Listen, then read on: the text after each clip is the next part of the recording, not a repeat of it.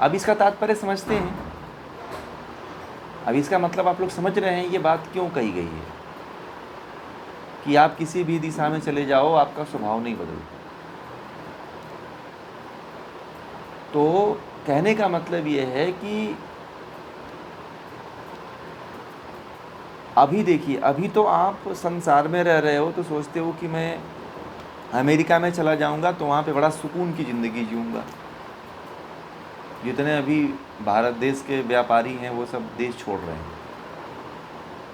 वो सोच रहे हैं कि मैं वहाँ चला जाऊंगा तो बहुत बड़ा परिवर्तन हो जाएगा। कुछ नहीं होने वाला है।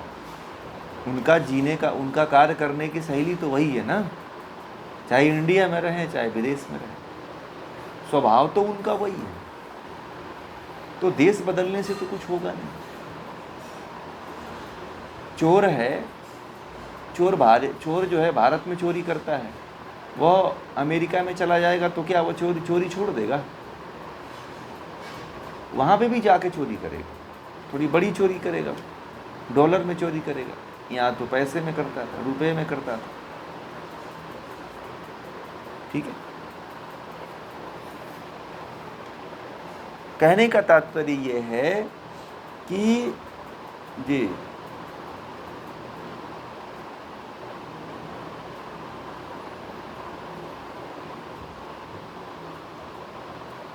आप पृथ्वी के किसी गोले पे चले जाओ, 1000 पृथ्वियां हैं, हजारों प्रकार की पृथ्वियां हैं। आप किसी भी पृथ्वी पे चले जाओ, किसी भी ग्रह पे चले जाओ, आपके जो कर्म हैं, कर्मों के फल हैं, जो आपने किया है वही भोगेंगे। जैसा आपका जीवन चल रहा है वैसा ही चलेगा। कर्मों का फल तो और कर्म सिद्धांत जो है सब जगह एक ही है। कर्मों के सिद्धांत में कोई परिवर्तन नहीं होता है। ठीक है। तात्पर्य यह है कि दिशाएं जो है कभी स्वभाव पे प्रभाव दिशाओं का नहीं पड़ता है। देश का प्रभाव जो है स्वभाव पे कभी नहीं पड़ता है। आप ये समझ रहे हो, कुछ लोग सोचते हैं कि मैं स्वभाव बदल दूं, मैं हिमालय चला जाऊं। अब समझिए इसका तात्पर्य, अब मूल विषय पे आ रहा हूं। कुछ लोग सोचते हैं कि सन्यासी बन जाऊं और घर छोड़ करके गुफा में, कंदरा में चला जाऊं, उस आश्रम में चला जाऊं तो मेरा स्वभाव बदल जाएगा। नहीं बदलेगा। अब एक घटना बता देता हूं, ज्वलंत घटना। ठीक है। एक महिला है, ठीक है, वो साधक प्रवृत्ति की हैं। वो, उनकी उम्र जो है 63 साल है।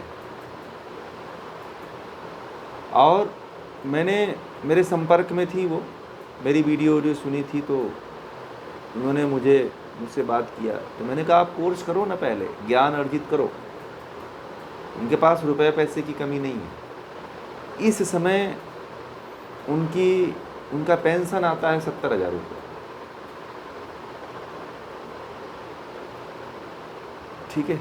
उसी बड़े पद पे थी कोई सरकार में, बड़ी परेशान आत्मा है। ठीक है।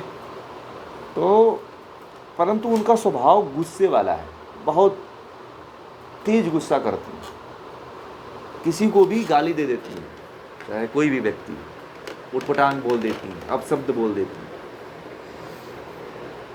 तो मैंने कहा कि आप तो अपना पहले ज्ञान अर्जित करो, उसके बाद कहीं जाओ। ठीक है। बोले कि नहीं मैं अब तंग आ चुका हूँ और मैं अपना घरों छोड़ करके मैं जा रहा हूँ हरिद्वार, जो हिमालय जोशी मठ में जा रहा हूँ, वहीं पे संन्यास ले लूँगा, वहीं आराम से शांतिपूर्वक रहूँगा। तो मैंने कहा कि बहुत अच्छी बात है, जाइए, स्वागत है। और वो जो है घर छोड़ करके वो निकल गई। वहाँ 1 महीने रही, 1 महीने भी नहीं रह पाई। 10 दिन रही, आश्रम में ही झगड़ा हो गया, साधुओं से झगड़ा हो गया। फिर उनको गाली गलौज दे करके उनको बुरा भला कह करके फिर आई। फिर मुझसे कहने लगी कि बड़े बेकार लोग हैं वहाँ के, आश्रमों में भरे पड़े हैं। फिर वहाँ से नहीं हुआ तो फिर किसी और जगह गई, मथुरा गई। तो मथुरा में भी किसी आश्रम में गई तो मथुरा में भी उनका वही हाल हुआ। तो मैंने उनसे कहा कि आप अपन या तो आप खुद बदल जाइए या वो जो चाहते हैं वैसे हो जाइए, उनके तरह आप हो जाइए, चाहे वो आपके तरह हो जाए, तभी कुछ हो सकता है। परंतु वो अपने स्वभाव को नहीं बदलना चाहती हैं। आज भी उनकी स्थिति यही है कि वो अपने को नहीं बदलना चाहती हैं, वो चाहती हैं कि हमारे अनुकूल वो व्यक्ति बदल जाए। तुम देखिए, सरकारी नौकरी में काम करने वाले व्यक्ति के भीतर से अकड़ नहीं जाता है, जाता है? बताइए। वो उसके बुढ़ापा आ जाएगा ना, तब भी उसके अंदर अकड़ नहीं जाती है। वो इसी अकड़ में बोलता है कि उसे लगता है कि मैं वही अधिकारी हूँ, ठीक है। वही अकड़ जो है उसे परमात्मा तक नहीं मिलने देती है, ईश्वर तक नहीं मिलने देती। मैंने कई बार उनको बोल दिया कि आप रिटायरमेंट तो हो चुके हो, परंतु आपके अंदर अकड़ नहीं गई है। और इतना कठोर व्यक्ति कभी परमात्मा के पास पहुँच ही नहीं सकता है। और जो आप जिस रूप में रह कर के, अहंकार में रह कर के लोगों पे शासन किया है, वही शासन और वही प्रभाव परमात्मा के मार्ग में नहीं चलता है। अगर आपको ईश्वर तक जाना है, परमात्मा तक जाना है, तो जो स्वभाव आपका अकड़ का है उसको छोड़ना पड़ेगा। तो स्वभाव बदलना पड़ेगा। आप कहीं भी चले जाओ, बिना स्वभाव के बदले आपको मोक्ष की प्राप्ति नहीं होती है। इस सूत्र का तात्पर्य यही है। 50 जगह घूम लो ना, आप 50 गुरु बदल लो। लोग कहते हैं ना कि वहाँ मज़ा नहीं आया, बुराई निकालते हैं। हमारे पास अभी पढ़ रहे हैं कुछ दिन तक, कहीं और पकड़ेंगे, जिनको समझ में नहीं आएगा फिर और कहीं दौड़ लगाएंगे, फिर उनके सामने हमारी बुराई करेंगे, फिर उनकी अच्छाई करेंगे। तो स्वभाव अपने आप को नहीं बदलना चाहते, दूसरों को बुरा दिखाते हैं। आप यदि स्वभाव बदल लो तो आपको बहुत जगह भटकने की आवश्यकता नहीं है, बताइए आप लोग।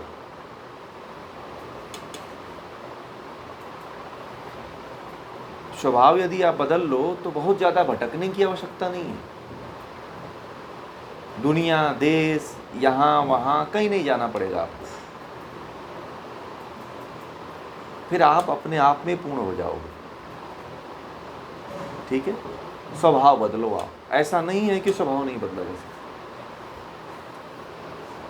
और मनुष्य शरीर जो मिला हुआ है बहुत अच्छा मौका है। आप जिस अकड़ में, पहले तो आप ये पहचानो कि मेरी जो अकड़ है क्या वो ईश्वर के लायक है कि नहीं है। लोग सोचते हैं कि हमें परमात्मा कोई हमारे ऊपर दया नहीं कर रहा है। आप उस अपने आप को पात्र बनाओ ना, गुरु मिल जाएगा और परमात्मा दोनों मिल जाएगा। मुझे एक लोग कहे कि मैं गुरु की तलाश कर रही हूँ, कोई गुरु नहीं मिल रहा। मैंने कहा कहाँ परेशान हो आप, पहले अपने अंदर पात्रता विकसित करो।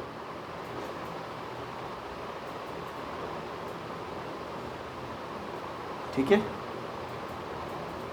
गुरु आपको खोज लेता है, ईश्वर आपको खोज लेता है, भटकने की आवश्यकता नहीं। स्वभाव बदल दो ना, अपने आप को बदलने के लिए तैयार हो जाओ। देखो ईश्वर कैसे नहीं आता है। परमात्मा मिलेगा तब जब अपने आप को आप बदल पाओ, नहीं बदलोगे तो परमात्मा कभी नहीं मिलेगा।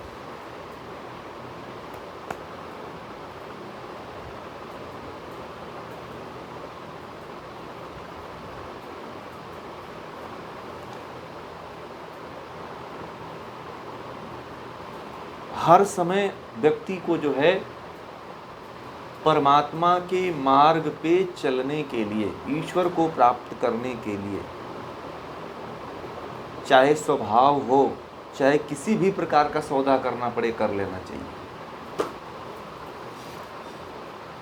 गलत नहीं, स्वभाव चेंज करने का सौदा करना चाहिए।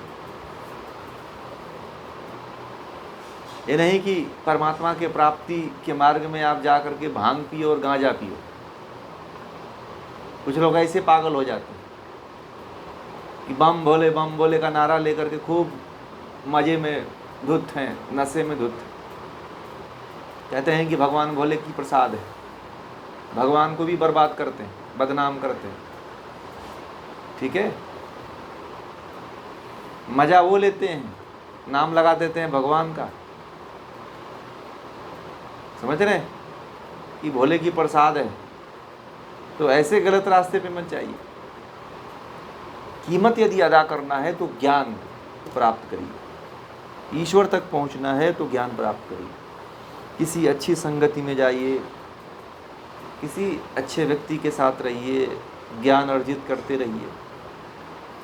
तो इस सूत्र का तात्पर्य ये है। ठीक है।